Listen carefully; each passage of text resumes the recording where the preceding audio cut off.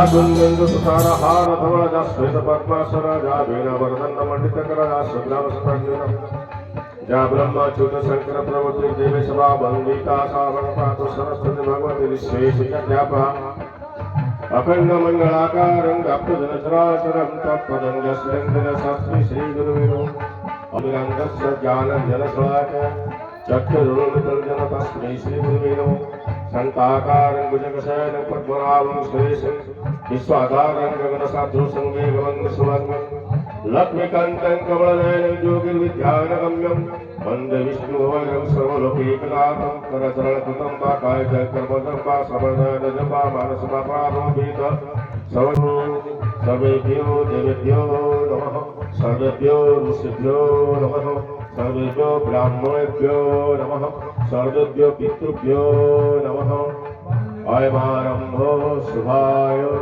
भवतु तुमेव माता पिता तुमेव बन्धुश्च सखा त्वमेव विद्यां द्रविणं त्वमेव सर्वं मम देवदेव सर्वे भवन्तु सुखिनः सर्वे सन्तु निरामयाः सर्वे भद्राणि पश्यन्तु मा कश्चित् दुःखभाग् भवेत् ॐ शान्तिः। प्रियात्मा उपस्थित थिबा समस्त आत्मा मानन्तु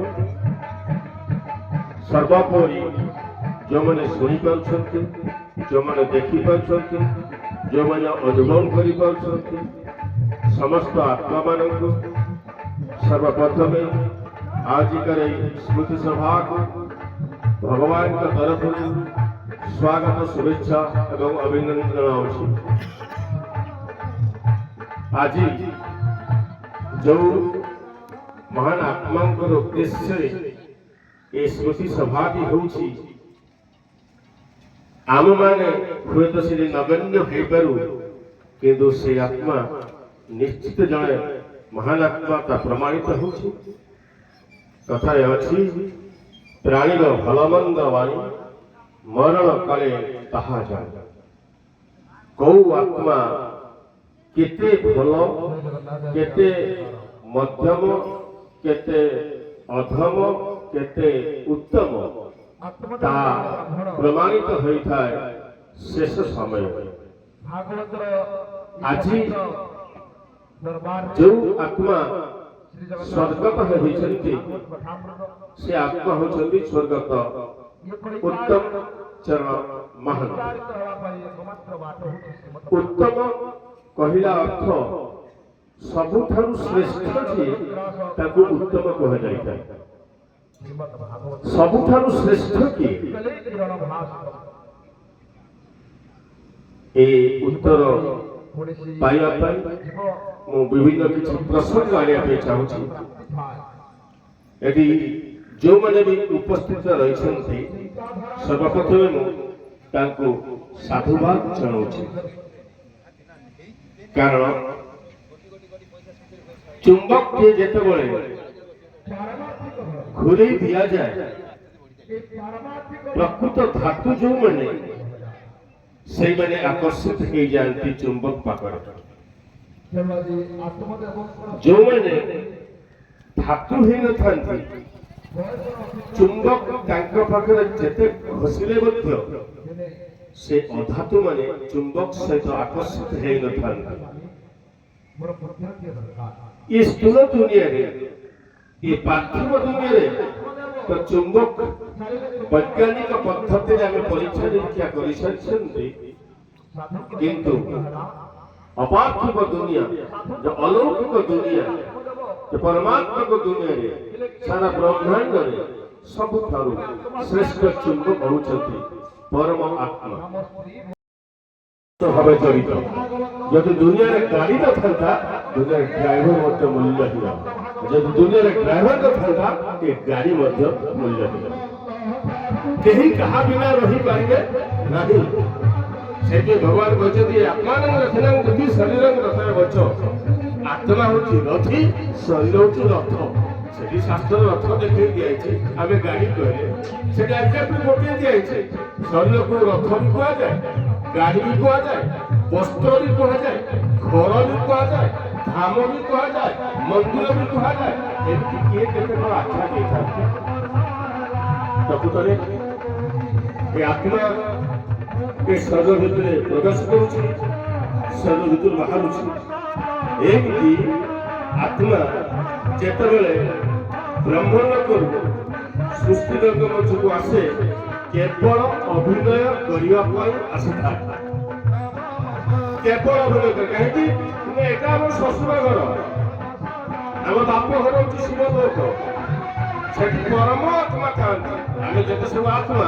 ଆତ୍ମା ମଧ୍ୟ ଜଣେ ଶ୍ରେଷ୍ଠ ଥାନ୍ତି ଯେକୌଣସି ଗ୍ରୁପରେ ଯେକୌଣସି ସଂଗଠନରେ ଶ୍ରେଷ୍ଠ ଆସନ ଜଣେ ହିଁ ବସିବ ଦ୍ୱିତୀୟ ନାହିଁ ଟପ୍ପର ଯାହାକୁ ଟପ୍ପର କୁହାଯାଏ ସେ ଜଣେ ଦି ଜଣ ଟପ୍ପର ମାନେ ଜଣେ ଶ୍ରେଷ୍ଠ ଟପ୍ପର ଯିଏ ଥାନ୍ତି ତାକୁ ଭଗବାନ କୁହାଯାଏ ତ ଯେବେ ପଶୁମାନଙ୍କର ଟପ୍ପର ସେ କହିଦେଲି ଏକାଦଶ ଅଧ୍ୟାୟ କଥା ସେ ବୁଝେଇ ଦେଇଛନ୍ତି ଯେ ଟପ୍ପର ସିଏ ଭଗବାନ ଅର୍ଥାତ୍ ଗୋଟେ ପରିବାର ଟପ୍ପର ଯିଏ ଆମ ପରିବାରର ଭଗବାନ ତାକୁ ପତି କୁହାଯାଏ ରାଷ୍ଟ୍ରପତି ଯେମିତି ଗୋଟେ ପରିବାର ପତି କୁହାଯାଏ ଭଗବାନ ତେଣୁ ଆମ ଘର ହଉଛି ଶିବ ଲୋକ ସେଇଠୁ ଆମେ ଆସିଲେ ମୁଁ ବହୁତ ଗଭୀର ଜ୍ଞାନଟା ପ୍ରକାଶ କରୁଛି ଯଦି ଧ୍ୟାନ ସହିତ ଶୁଣିବେ ଆପଣ ବହୁତ ଭିତରୁ ପ୍ରବେଶ କରିପାରିବେ ଏଇଟା ବ୍ରହ୍ମ ଜ୍ଞାନ ସାଧାରଣ ଜ୍ଞାନ ସାଧାରଣ ଜ୍ଞାନ ସେପଟେ ଆପଣମାନେ ଶୁଣୁଛନ୍ତି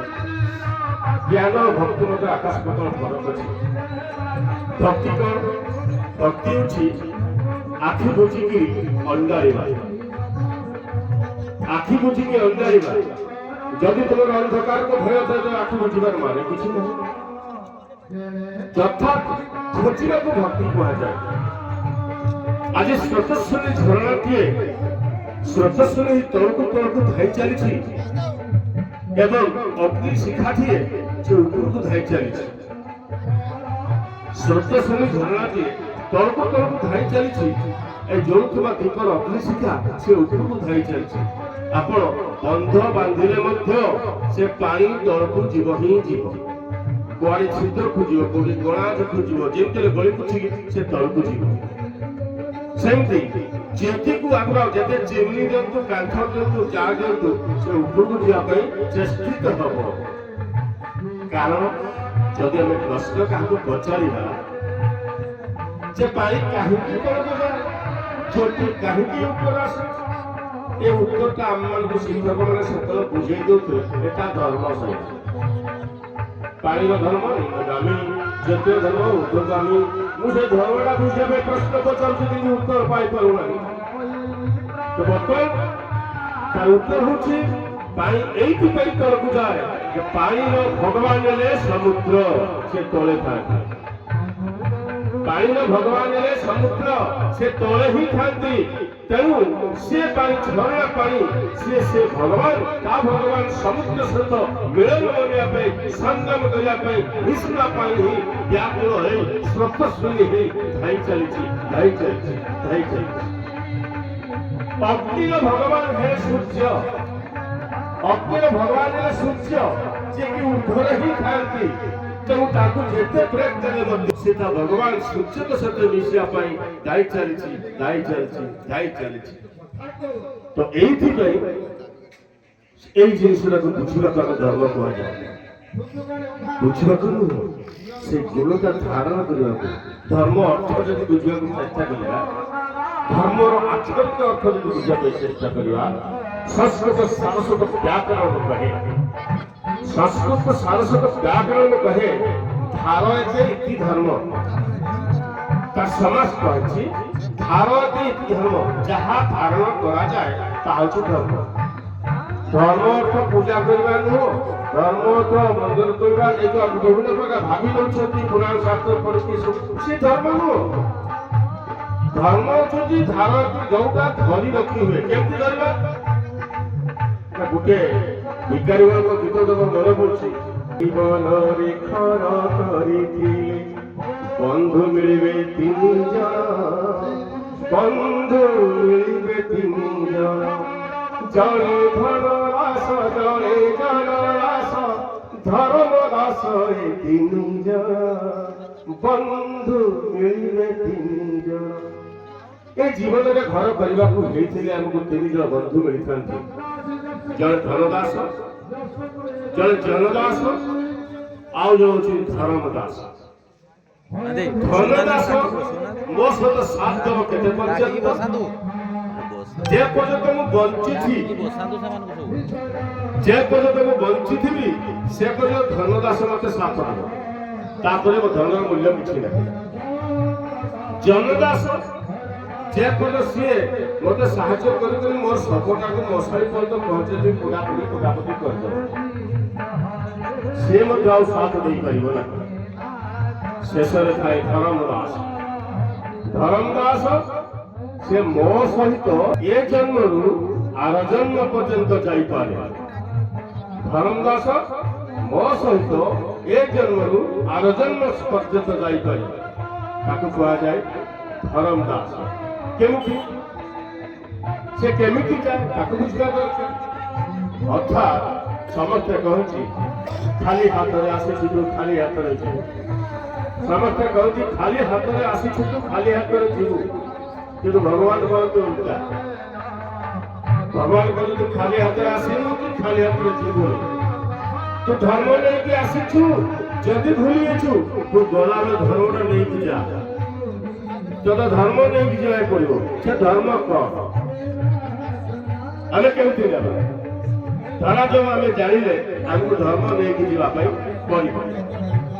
କଣ ଧାରଣ କରିବା? ଏମିତି ଜିନିଷ ଆପଣଙ୍କର ପକେଟରେ ପେନ୍ ବି ଅଛି, ପକେଟରେ ମୋବାଇଲ ବି ଅଛି, ସ୍କୁଲ ଜିନିଷ ପେନ୍ ମୋବାଇଲ ଚଷମା କିମ୍ବା ପ୍ୟାଣ୍ଟ ସାର୍ଟ ଯାହା ବି ହଉ ଆପଣ ଧାରଣ କରି ରଖିଛନ୍ତି, ତାକୁ ଧର୍ମ କୁହାଯିବ ନାହିଁ। ଧର୍ମ ତାକୁ କୁହାଯିବ ଯେ ମଲା ପରେ ଆର ଜନ୍ମକୁ ମଧ୍ୟ ଯାଇପାରେ। କେମିତି? ସବୁ ସ୍ଥୂଳ ଜିନିଷ ତ ଏପଟେ ରହିଯିବ, ଏପଟେ ଦେହଟା ମଧ୍ୟ ପୋଡ଼ି ଦିଆଯିବ, ଘର ଦ୍ୱାର ସବୁ ସମ୍ପର୍କ ଶେଷ ହେଇଯିବ, ତ କୋଉ ଜିନିଷ କେମିତି ନେବେ? এই ପ୍ରଶ୍ନର ଉତ୍ତର ଭଗବାନ ବୁଝେଇଛନ୍ତି ଅର୍ଜୁନଙ୍କ ଭୂମିକା ସାମ୍ନା ରଖିକି। ଭଗବାନ ଅର୍ଜୁନଙ୍କୁ ସାମ୍ନା ରଖି ବୁଝେଇଛନ୍ତି, ଆମେ ବୁଝୁନାହାନ୍ତି। ସମସ୍ତଙ୍କୁ ଜ୍ଞାନ କୁହାଯାଏ, ଯେ ବୁଝିପାରିଲେ ସେ ଜ୍ଞାନକୁ ବୁଝିପାରିଲେ। ସେଇଥିପାଇଁ ଆମକୁ ଶ୍ରବଣ କଥା ଶ୍ରବଣ କୁମାର ଉପାଖ୍ୟାନ ଆମକୁ କାହିଁକି ପାଠ ପୁସ୍ତକରେ ଦେଲେ ଆମକୁ ଶିଖିବା ପାଇଁ। କଣ ଶିଖିବା? ନା ବାପା ଶୁଣିବା। ସେଇଠି ପ୍ରଭୁ ରାମଚନ୍ଦ୍ରଙ୍କ କଥା ପଡ଼ିଥିଲା, ଆଉ ବାବାଙ୍କ ସମ୍ମାନ ରଖିବା ପାଇଁ କଥା ରକ୍ଷା କରିବା ପାଇଁ 14 ବର୍ଷ ବନବାସ ଯାଇଥିଲେ ପିତୃ ସତ୍ୟ ପାଳନ କରିବା ପାଇଁ। ସେ କଥା ଆମକୁ କାହିଁକି କହୁଛ? ଆମକୁ ଶିଖିବୁ। କଣ ଶିଖିବୁ? ନା ପିତୃ ଋଣ ଶୁଝ କରିବା ପାଇଁ। ଯଦି ପିତୃ ଋଣ ଶୁଝିବା ସମ୍ଭବ, ତେବେ ସେ ପାଠ୍ୟ ପୁସ୍ତକରେ ସେଗୁଡ଼ା ଦଉଛ କାହିଁକି? ଯେ ପୁଣି ଦଉଛ କାହିଁକି? ପୁଣି ଅସମ୍ଭବ ବୋଲି କହୁଛ କାହିଁକି? ତେଣୁ ଭଗବାନ କହୁଛନ୍ତି ଅସମ୍ଭବ କରି ନାହିଁ ବସ୍ତୁ ବ୍ରାହ୍ମଣ ଜୀବନ। ଯିଏ ବ୍ରହ୍ମ ଜ୍ଞାନକୁ ବୁଝିଲା, ଯିଏ ମୋତେ ବୁଝିଲା, ଯିଏ ମୋ ବିଷୟ ଜାଣିଲା, ତା ପାଇଁ ଦୁନିଆରେ କିଛି ଅସମ୍ଭବ ନାହିଁ। କାହିଁକି? ଆପଣ ଶରୀରଟା ନେଇକି ଆକାଶକୁ ଯାଇପାରିବେନି, ଦେହଟା ନେଇକି ଆକାଶକୁ ଯାଇପାରିବେ, 5 ଫୁଟ ଉପରକୁ ହେଲେ ଆପଣଙ୍କୁ କଷ୍ଟ ହେଇଯିବ, କିନ୍ତୁ ଆପଣ ଯାଇପାରିବେ, ଆପଣ ଯାଇପାରିବେ। ଆଉ ଗୋଟେ ପଏଣ୍ଟ କହୁଛି, ବହୁତ ସୁନ୍ଦର ଉପାଖ୍ୟାନ ଦେବି, ଆପଣମାନେ ଶ୍ରୋତା ଆସିଲେ ମତେ 1 ମିନିଟ ସମୟ ଦେଉଠି ପାଣି ପିଏ ଟିକେ ଶାସ୍ତ୍ରକୁ ପ୍ରଣିପାତ ଅଛି। କଣ ହେଲା ଯେ ଗୋଟେ ପ୍ରଶ୍ନ ସୃଷ୍ଟି ହେଉଛି, ତାର ଉତ୍ତର ଦିଅନ୍ତୁ। ଗୁରୁଦେବ କହିଲେ କଣ ପ୍ରଶ୍ନ? ଯେ ଆଜ୍ଞା ମୋର 60 ବର୍ଷ ହେଇଗଲାଣି। କଣ ହେଲା? ମୁଁ ଯେତେବେଳେ ଛୁଆ ଥିଲି ସେତେବେଳେ ବହୁତ କମ ମନ୍ଦିର ଥିଲା, ବହୁତ କମ ଦେବୀ ଦେବତା ଥିଲେ, ବହୁତ କମ କୀର୍ତ୍ତନ ଥିଲା, ବହୁତ କମ ଯଜ୍ଞ ହଉଥିଲା, ବହୁତ କମ ଭକ୍ତ ଥିଲେ। ଏ ସବୁ ବହୁତ କମ ଥିଲା, ସବୁ କମ ଥିଲା। କିନ୍ତୁ ବର୍ତ୍ତମାନ ଏ ମନ୍ଦିର ସଂଖ୍ୟା ବଢିଗଲାଣି। କେତେ 24 ପରି ଯଜ୍ଞ ଗୀତା ଯଜ୍ଞ କେତେ ଯେ ବଢିଗଲାଣି ତାର ହିସାବ ନାହିଁ। କେତେ ଦେବୀ ଦେବତା ବଢିଗଲେଣି, ହିସାବ ନାହିଁ। କେତେ ଭକ୍ତ ବଢିଗଲେଣି କଲେଜ ଟୋକା ଟୋକିଠୁ ଆରମ୍ଭ କରି ଆବାଜ ବୃଦ୍ଧ ବନିତା ଭକ୍ତ ସଂଖ୍ୟା ମଧ୍ୟ ଗଣି ହେଉନାହିଁ। ଏତେ ଧର୍ମ କାମ ହଉଛି, ଏତେ ପୂଜା ପତ୍ର ହଉଛି, ସେଇ ଅନୁପାତରେ ଶାନ୍ତି କାହିଁକି ବଢୁନାହିଁ ପ୍ରଭୁ?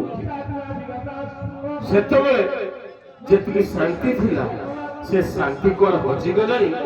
ବର୍ତ୍ତମାନ ଅଶାନ୍ତି ବୃଦ୍ଧି କରୁଛି, ଘରେ ଘରେ ବର୍ତ୍ତମାନ ଅଶାନ୍ତି ପ୍ରବେଶ କରୁଛି। ବର୍ତ୍ତମାନ ଘର ଶାନ୍ତି ବୃଦ୍ଧି ପାଇଛି, ସେ ଅନୁପାତରେ ଶାନ୍ତି ବୃଦ୍ଧି ପାଉନାହିଁ। ତ ସବୁ ତ ବଢିଲା, ପୂଜା ବଢିଲା, ଧର୍ମକର୍ମ ବଢିଲା, ମନ୍ଦିର ବଢିଲା, ପୂଜାରୀ ବଢିଲେ, ଭକ୍ତ ମଧ୍ୟ ଅଗଣିତ ବଢିଲେ ଏବଂ ଘର କୀର୍ତ୍ତନ 24 ସବୁ ଯଜ୍ଞ ବଢିଲା, କିନ୍ତୁ ଶାନ୍ତି ସେଇ ଅନୁପାତରେ ବଢୁନାହିଁ କାହିଁକି? ଅଶାନ୍ତି କାହିଁକି ବଢୁଛି? ଦୟାକରି ମୋତେ ବୁଝେଇ ଦିଅନ୍ତୁ। ସେଇଥିରେ ଆଶ୍ଚର୍ଯ୍ୟ। ଗୁରୁଦେବ କହିଲେ, ଆରେ ବାବୁ ତୁ ଟିକେ କଳିଯୁଗ କଥା ଚିନ୍ତା କର, ତୁ ଯୁଗ ବିଷୟରେ କେন ଜାଣିନୁ? ବର୍ତ୍ତମାନ ସେ ବି ତତେ ଗୋଟେ ଉପାଖ୍ୟାନ କହୁଛି। ଥରେ ବିଷ୍ଣୁଙ୍କ ପାଖରେ ନାରଦ ଯାଇକି ପହଞ୍ଚିଗଲେ, କହିଲେ ହେ ପ୍ରଭୁ, ଆପଣ ଯୋଉ ଅନନ୍ତ ଶୟନ କରୁଛନ୍ତି, ସେପଟେ ମର୍ତ୍ତପୁରର ଆପଣଙ୍କୁ କେତେ ଯେ ଲୋକ ତ୍ରାହି ତ୍ରାହି ଡାକୁଛନ୍ତି ଆପଣଙ୍କ ପାଖକୁ ଆସିବା ପାଇଁ, ମୁକ୍ତି ପାଇବା ପାଇଁ, ତ୍ରାହି ପାଇବା ପାଇଁ, ଆପଣଙ୍କ ଚରଣାଶ୍ରିତ ହେବା ପାଇଁ।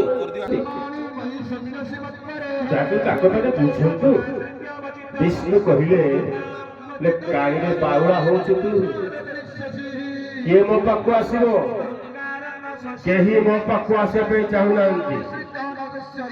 ସମସ୍ତେ ନିଜର ସ୍ୱାର୍ଥ ପାଇଁ ଚିନ୍ତା କରୁଛନ୍ତି। ହାତୀ ଦେବି, ଘୋଡ଼ା ଦେବି, ମୋ ପେଁକାଳି ବଜେଇବି। ଥରେ ପେଁକାଳି ବଜେଇ ସାରିଲା ପରେ ହାତୀ ନା ଘୋଡ଼ା ଯଦୁଆ ଦୌଡ଼ିରୁ ବାଟରେ ଧୀରେ ଧୀରେ ଦୌଡ଼ି ପଡ଼ୁଛି। କେହି ମୋତେ କିଛି ମୋ ପାଖକୁ କେହି ଆସିବା ପାଇଁ ଚାହୁଁନାହାନ୍ତି। ସବୁ ନିଜ ସ୍ୱାର୍ଥ ପାଇଁ, କାମ, କ୍ରୋଧ, ଲୋଭ, ମୋହ, ଅହଙ୍କାର, ଏ ପଞ୍ଚ ବିକାରର ଘର ହଉଛି ସଂସାର। ସେ ସଂସାର ପାଞ୍ଚଟା ବିକାରରେ ତାଙ୍କ ଚରିତାର୍ଥ ପାଇବା ପାଇଁ, ସଫଳତା ପାଇବା ପାଇଁ, ସ୍ୱାର୍ଥ ପାଇଁ ସେମାନେ ଲାଗିଛନ୍ତି।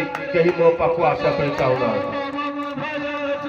ନାରଦ କହିଲେ, ନାଇଁ ଆଜ୍ଞା, ଏଇଟା ମୁଁ ବିଶ୍ୱାସ କରିପାରୁନି। ହଁ ସେଠି ବହୁତ ଲୋକ ଅଛନ୍ତି ସତ, କିନ୍ତୁ ବହୁତ ଅଛନ୍ତି ଯିଏକି ଆପଣଙ୍କ ପାଖକୁ ଆସିବା ପାଇଁ ଚାହୁଁଛନ୍ତି।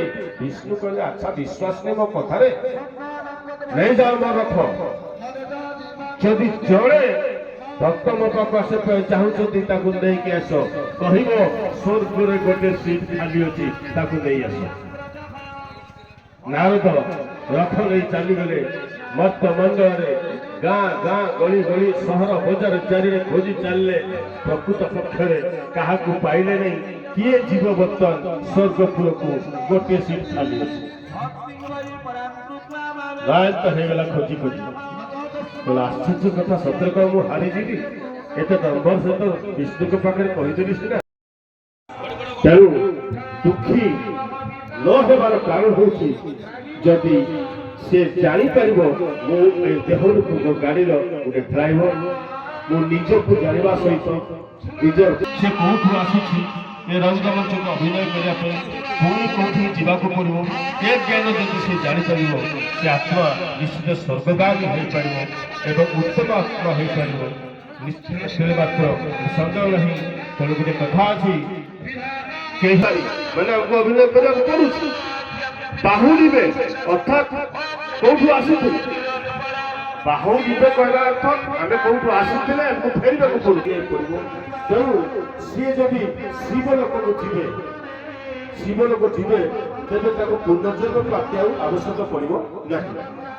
ଯେଉଁମାନେ ସେଇଭଳି ପରମାର୍ଥ ତତ୍ତ୍ୱକୁ ଉପଲବ୍ଧି କରିଥାନ୍ତି, ସେ ଦିବ୍ୟ ଦର୍ଶନ ଯୋଉ ଭାବରେ ସେ କହିଲେ ବାପନ ଶୁଚି ହବ। ଏଇ ଯୋଉ କଥାଟି ସମସ୍ତେ ଆମର ଲୋକ ଅଛନ୍ତି, ସମସ୍ତେ କୁହନ୍ତି ବାପନ କେହି ଶୁଝି ପାରିବେନି। ସେ ତାଙ୍କ ବକ୍ତବ୍ୟରେ ଦୀର୍ଘ ସମୟ ଭିତରେ ବାପନ ଶୁଚି ହବ। କାହିଁକି ଶୁଚି ହବନି? କିଛି କର୍ମ କଲେ ବି ଶୁଚି ହବ। ଏଇ ଭାବନାକୁ ତା ବକ୍ତବ୍ୟରେ ସେ ପରିଷ୍କାର କରିଛନ୍ତି। ଦ୍ୱିତୀୟରେ ଆମେ କଳିଯୁଗରେ ଲୋକମାନେ ଆମେ ଶାନ୍ତି ଚାହିଁ ଆମ ଶାନ୍ତି ଦୂରେଇ ଯାଉଛି, କିନ୍ତୁ ତାଙ୍କର ସେ ଆଶା ପୋଷଣ କରିଛନ୍ତି ଆମ ଭିତରେ ଆମେ ଶାନ୍ତି ସ୍ଥାପନ କରିପାରିବା। କଳି ଯୁଗ ସହିତ କିଛି ସମ୍ପର୍କ ନାହିଁ। ଆମ ଭିତରେ ଆମେ ସେ ଶାନ୍ତିର ଭାବନା ସୃଷ୍ଟି କରିପାରିବା। ତାପରେ ଦ୍ୱିତୀୟରେ ସିଏ ଯୋଉ ଆତ୍ମା ସମ୍ପର୍କରେ କହିଲେ ଯେ ମଣିଷ ଶରୀର ମରିଯିବ, ଶରୀର ନଷ୍ଟ ହୋଇଯିବ, କିନ୍ତୁ ଆମର ଆତ୍ମାର ସଦ୍ଗତି ପାଇଁ, ଆତ୍ମାର ସଂସ୍କାର ପାଇଁ, ଆତ୍ମାର ଉନ୍ନତି ପାଇଁ ଆମେ କିଛି କରିବାର ଅଛି। ଆମେ ଆତ୍ମା ପାଇଁ ଚିନ୍ତା କରିବା ଉଚିତ। ସମୟ ଆସିଛି এই କଳିଯୁଗରେ ଆତ୍ମା ସମ୍ପର୍କରେ ଆମେ କିଛି ଭାବିବା ଉଚିତ। ଦୀର୍ଘ ସମୟ ଭାଷଣରେ ଆଜି ସଫଳ କରିଛନ୍ତି। ଆମେ କଳିଯୁଗରେ ସମସ୍ତ ଭୟାସୂଚ ପ୍ରାକୃତିକ ଦୁର୍ବିପାକ ନେଇ, କିନ୍ତୁ ଭୟଭୀତ ନ ହୋଇ ଆମେ ନିଜେ ଆତ୍ମା ସମ୍ପର୍କରେ ସଚେତନ ହେଲେ ଆମର ଭୟ ଦୂରୀଭୂତ ହେଇଯିବ। ତେବେ ଯାହା ହଉ ମଞ୍ଚସ୍ଥ ବକ୍ତାମାନେ ସେମାନେ ଆଜି ସୀମାକୁ ବୁଦ୍ଧିମନ୍ତ କରିଛନ୍ତି ଆଉ ସଫଳ କରିଛନ୍ତି। ଆଉ ବର୍ତ୍ତମାନ ସମୟ ଆସିକି ଉପନୀତ ହେଇଛନ୍ତି। ମୁଁ ବର୍ତ୍ତମାନ ବିଶେଷତଃ ଯୋଉ ଦେବେନ୍ଦ୍ର ବାବୁ ସେ ଆସିଛନ୍ତି ଆପଣଙ୍କ ସୁଦୂର ଠାକୁରମୁଣ୍ଡାରୁ, ତାଙ୍କୁ ମୁଁ ଅନୁରୋଧ କରୁଛି ସେ ସମସ୍ତଙ୍କୁ ଧନ୍ୟବାଦ ଦେଇ ସଭା ସାଙ୍ଗ କରିବା ପାଇଁ କାର୍ଯ୍ୟକ୍ରମ କରିବେ। କବିତା ଶୀର୍ଷକ ବାପା। ବାପା ଅଟନ୍ତି ଧର୍ମ, ବାପା ଯେ ସ୍ୱର୍ଗ, ବାପା ହିଁ ପରମ ତପ। ବାପାଙ୍କ ସନ୍ତୁଷ୍ଟେ ସର୍ବଦେବ ଖୁସି, ନେବା ଈଶ୍ୱରଙ୍କ ଭାବ। ବାପା ଅଟନ୍ତି ଧର୍ମ, ବାପା ଯେ ସ୍ୱର୍ଗ, ବାପା ହିଁ ପରମ ତପ। ବାପାଙ୍କ ସନ୍ତୁଷ୍ଟେ ସର୍ବଦେବ ଖୁସି, ନେବା ଈଶ୍ୱରଙ୍କ ଭାବ। ବାପାଙ୍କ କଥାକୁ ମାନି ଚଳୁଥିଲେ ସର୍ବଦା ଆଶିଷ ଥିବ। ବାପା ଆଶିଷ, ତାଙ୍କ ଆଶିଷରେ ହାରେନି ସନ୍ତାନ, ସବୁଠି ବିଜୟୀ ହେବ। ଯେତେ ବର୍ଣ୍ଣନା କଲେ ଶବ୍ଦ କମ୍ ପଡ଼େ, ବାପାଙ୍କ ଗୁଣ ବର୍ଣ୍ଣନା, ବାପାଙ୍କ ପ୍ରେରଣା ନାହିଁ କେବେ ଉଣା, ଜଗତେ ଉଡ଼ା ହେବା ନା। ବାପାଙ୍କ କର୍ତ୍ତବ୍ୟ ହୁଏ ନାହିଁ ଉଣା, ସହନ୍ତି ଅନେକ କଷ୍ଟ। ସନ୍ତାନର ସୁଖ ପାଇଁ ତାଙ୍କ ଚିନ୍ତା, ସନ୍ତାନ ହୋଇବ ଶ୍ରେଷ୍ଠ। ଖରା ଶୀତ ବର୍ଷା ଏକ ହୋଇଯାଏ ସନ୍ତାନର ସୁଖ ପାଇଁ, ସେହି ଶକ୍ତି ବଳେ ଆଜି ବଳିଆନ, ବାପା ସମ କେହି ନାହିଁ। ତାଙ୍କ ଶିକ୍ଷା ଦୀକ୍ଷା କରିଛି ମହାନ, ଅଭୁଲା ବାପାଙ୍କ ବାଣୀ। ଯେଉଁଠି ଥିଲେ ବି କୋଟି ଦଣ୍ଡବତ, ତାଙ୍କ ବାପା ଶ୍ରେଷ୍ଠ ତପ ପୁଣି। ବାପାଙ୍କ ଗୁଣକୁ ଯେତେ ବଖାଣିଲେ ହୁଏ ନାହିଁ ଆତ୍ମା ଖୁସି। ଜଗତ ପାଇଁ କି ଉଦାହରଣ ସେ, ସତେ କି ସ୍ୱର୍ଗ ଶଶୀ। ବାପାଙ୍କ ଗୁଣକୁ ଯେତେ ବଖାଣିଲେ ହୁଏ ନାହିଁ ଆତ୍ମା ଖୁସି। ଜଗତ ପାଇଁ କି ଉଦାହରଣ ସେ, ସତେ କି ସ୍ୱର୍ଗ ଶଶୀ, ସତେ କି ସ୍ୱର୍ଗ ଶଶୀ। ଧନ୍ୟବାଦ।